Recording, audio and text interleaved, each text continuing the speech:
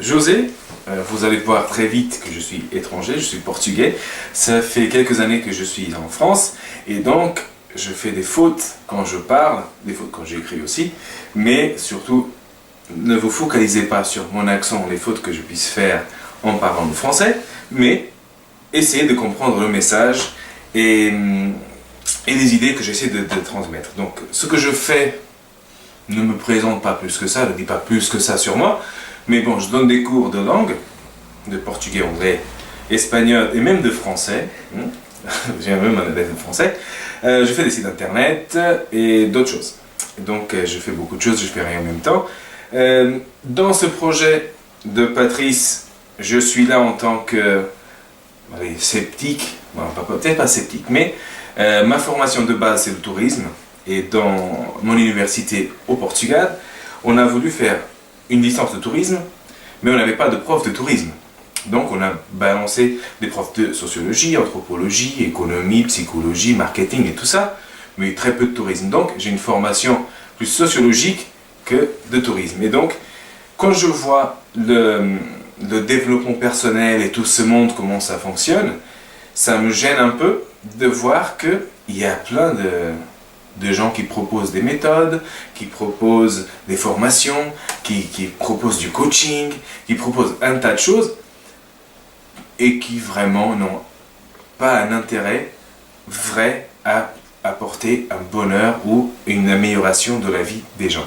Alors, je ne veux pas que Patrice soit pris dans ce même genre de personnes parce que le discours ou le vocabulaire, quand on parle de bonheur, de motivation, de réussir, tout un tas de mots, ça va se ressembler forcément parce qu'on parle des mêmes choses, des mêmes émotions, des mêmes pensées.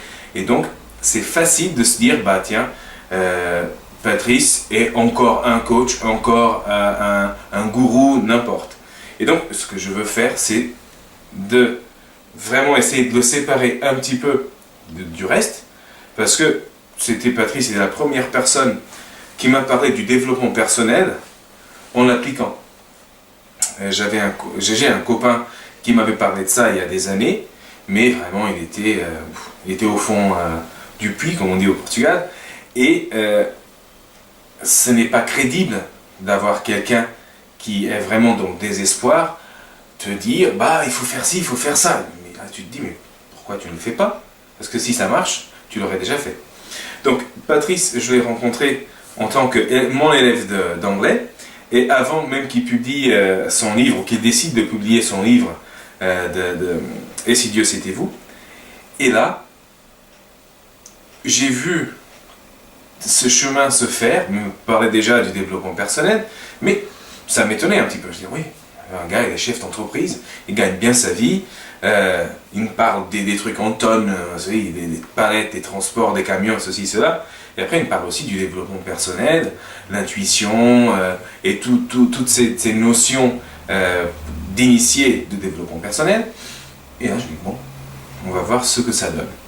Et aujourd'hui je suis là pour lui poser les questions embarrassantes ou un peu plus dures que j'aimerais bien poser à tous ceux qui font du développement personnel. Vous allez voir sur Internet, même YouTube va vous dire, bah, si vous avez vu cette vidéo, regardez ceci et cela, et vous allez trouver plein de vidéos qui vous expliquent, oui, comment réussir sa vie, comment ci, comment ça.